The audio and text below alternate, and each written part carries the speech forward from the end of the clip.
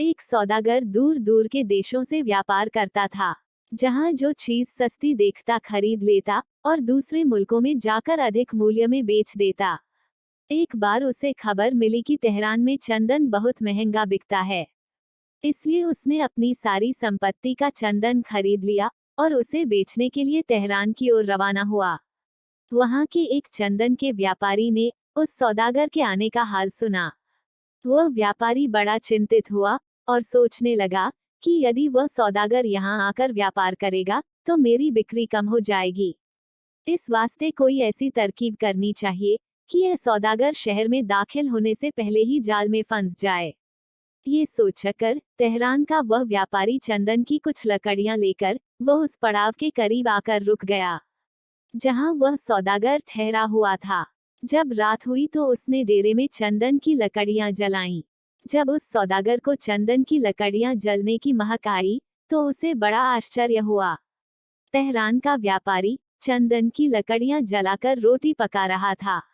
ये देखकर वह कहने लगा, मैंने तो सुना था कि तेहरान में चंदन बहुत महंगा बिकता है, परंतु आप तो इसे ईंधन की लकड़ियों की तरह जला रहे हैं।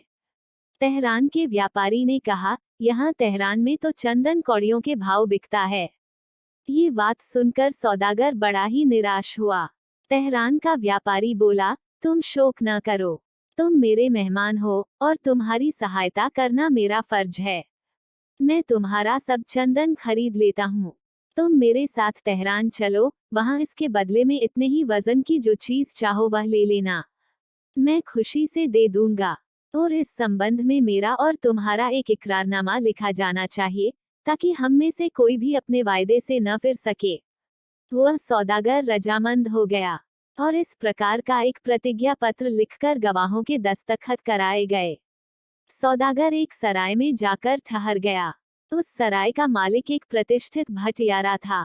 बातचीत में उस सौदागर ने चंदन का भाव मालूम किया। भटियारे ने उत्तर दिया कि चंदन तो यहाँ हीरे से भी महंगा बिकता है। ये सुनकर उस सौदागर को बड़ा दुख हुआ। वह सोचने लगा कि यहाँ के व्यापारी ने उसे ठगने के लिए ये षड्यंत्र रचा है, परंतु अब हो ही क्या सकता था। दूसरे दिन वह नगर की सैर को निकला तो एक जगह देखा कि कुछ लोग शतरंज खेल रहे हैं। उसने उनसे कहा कि मैं भी तुम्हारे साथ शतरंज खेलना चाहता हूँ। उन्होंने उत्तर दिया कि हम तो एक शर्त पर खेलते हैं कि हारने वाला जीतने वाले की आज्ञा का पालन करे। सौदागर शतरंज की बाजी हार गया। जीतने वाले ने कहा कि मेरा हुक्म है कि तुम समुद्र का पानी पी जाओ। ये बात सुनकर सौदागर को बड़ा क्रोध आया। इस बात को लेकर दोनों में झगड़ा होने लगा और वहां बहुत से लोग इकट्ठा हो गए। उस भीड़ में से एक काना आगे बढ़ा और कहने लगा, ये सौदागर बड़ा ही धूर्त है, इसने मेरी एक आंख चुरा ली है। मेरी आंख ठीक ऐसी ही थी जैसी इस सौदागर की है। काना अपनी बात पूरी भी नहीं कह पाया था कि दूसरा आदमी आगे निकल आया। वह अपने हाथों में एक पत्थर लिए हुए था। वह लोगों से कहने लगा कि मेरे पास इस तरह के पत्थर का एक पाजामा था, वह इस आदमी ने चुरा लिया है। इस आदमी से मेरा पाजामा दिलवा दें।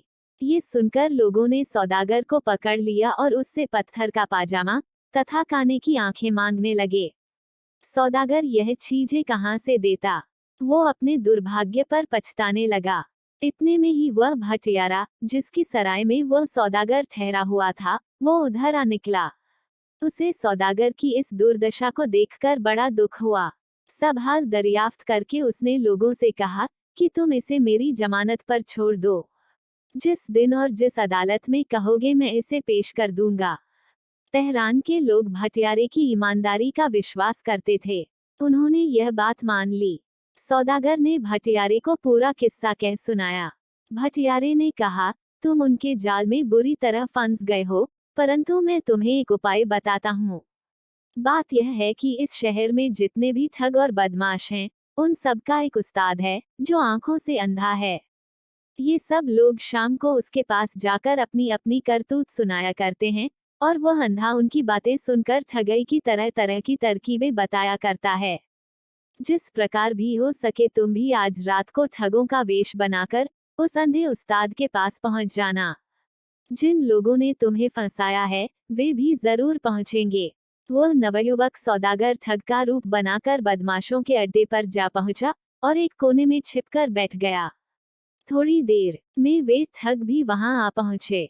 सबसे पहले चंदन वाले व्यापारी ने अपनी चालाकी की खूब तारीफ की।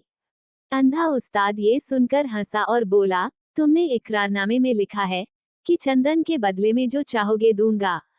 अगर सौदागर ने बदले में पिस्सू नामक जानवर मांगा तो कहां से दोगे? पिस्सू इतना हल्का होता है कि अगर तुम सारी उम्र भी सिर पटकते रहो तो भी केवल पाव भर पिस्सू एकत्र नहीं कर सकोगे। चंदन का व्यापारी यह सुनकर हक्का बक्का रह गया। फिर बोला, उस्ताद, भला उस मूर्ख सौदागर के दिमाग में यह बात कहाँ आ सकती है? इसके बाद शतरंज खेलने वाले ने अपना किस्सा बयान किया। अंधे ने कहा, अगर नवयुवक तुमसे कहे कि मैं तुम्हारी शर्त के अनुसार सारे समुद्र का पानी पीने के लिए तैयार हूँ, पहले तुम उन नदियों को बंद करो जो हर समय समुद्र में गिरती रहती हैं। शर्त लगाने वाला ये सुनकर खामोश हो गया। इसके बाद तीसरे ठग ने अपनी कथा सुनाई कि मैंने पत्थर के पाजामे की चोरी का इल्जाम लगाया है। अंधे उस्ताद ने कहा कि तुमने बड़ी गलती की। मान लो कि वह सौदागर तुमसे यह कहे कि मैं पत्थर का पाजामा सीने को तैयार हूँ, पहले तुम पत्थर का धागा लाओ, तो तुम क्या जवाब दोगे? ये बात सुनकर उस ठग को बड़ी निराशा हुई। सबसे आखिर में उस काने ने अपनी मक्कारी का किस्सा सुनाया, जिसने उस सौदागर पर अपनी एक आंख चुराने का इल्जाम लगाया था। अंधे उस्ताद ने कहा, अगर वह सौदागर तुमसे कहने लगे कि पहले तुम अपनी दूसरी आंख बाहर निकालो, मैं अपनी एक आंख निकालकर उसके साथ तोलूंगा, और अगर आंखों का वजन ठीक हुआ तो मैं अपनी आंख तुम्हें दे दूंगा। काने ने यह बात सुनी तो होश उड़ गए। इसके बाद सब बदमाश मशविरा करने लगे और बोले, उस्ताद, वह सौदागर बिल्कुल मूर्ख है, हम उस पर दावे जरूर करेंगे। अंधे उस्ताद ने कहा, तुम्हारे बयानों में जो कमजोरियां हैं वे मैंने तुमको अच्छी तरह बता दी हैं। अब जो चाहो सो करो। भोला सौदागर सब बातें सुनता रहा और फिर सराय में लौट आया। नियत तिथि पर भटियारा सौदागर को साथ लेकर अदालत में हाजिर हुआ। काजी ने सबसे पहले चंदन के व्यापारी का मामला पेश किया। सौदागर ने कहा कि मैं अपने वायदे के अनुसार चंदन देने के लिए तैयार हूँ, परंतु इसके बदले में इसी वजन का पिस्सू नामक जानवर मुझे दिलाया जाए। काजी ने तेहरान के सौदागर की ओर देखकर कहा कि अब तुम अपने वायदे के अनुसार चंदन के बराबर पिस्सू तोल दो। तेहरान के व्यापारी ने यह बात सुनी तो उसके होश उड़ गए। उसने काजी से गिड़गिड़ाकर कहा कि मैं अपने दावे को वापस लेता हूँ। नवयुवक सौदागर जिस कीमत पर चाहे अपने चंदन को बेच सकता है। काजी ने कहा, तुम पर 2000 रुपए जुर्माना किया जाता है, जिसमें से आधी रकम सौदागर को दी जाएगी।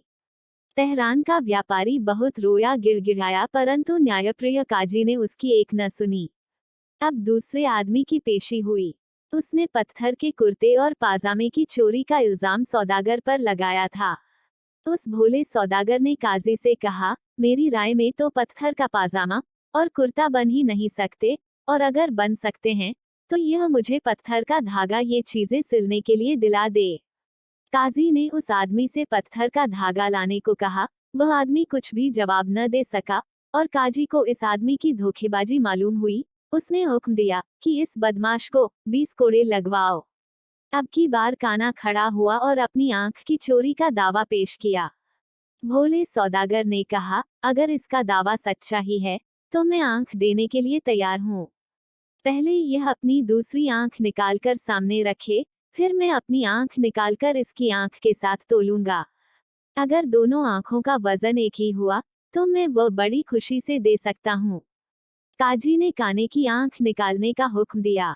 ये सुनकर वह काजी के पैर पकड़कर रोने लगा और माफी मांगने लगा। काजी ने सिपाहियों से कहा कि इसके भी 20 कोड़े लगाओ। सबसे आखिर में शर्त लगाने वाला खड़ा हुआ और सौदागर से अपनी शर्त पूरी करने के लिए कहा। सौदागर ने काजी से कहा, सरकार, पहले आप इससे उन समस्त नदियों का पानी रुकवा दें जो समुद्र में गिरती रहती हैं।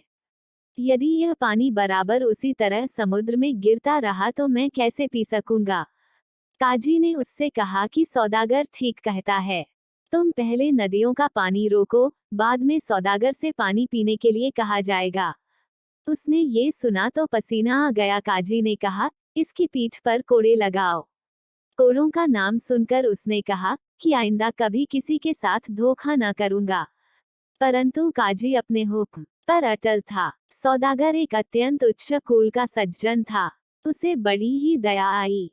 वो काजी से कहने लगा, हुजूर, इन लोगों को जो कुछ मेरे साथ करना था वह तो कर चुके। मेरी आपसे प्रार्थना है कि आप इनके कसूरों को माफ कर दें।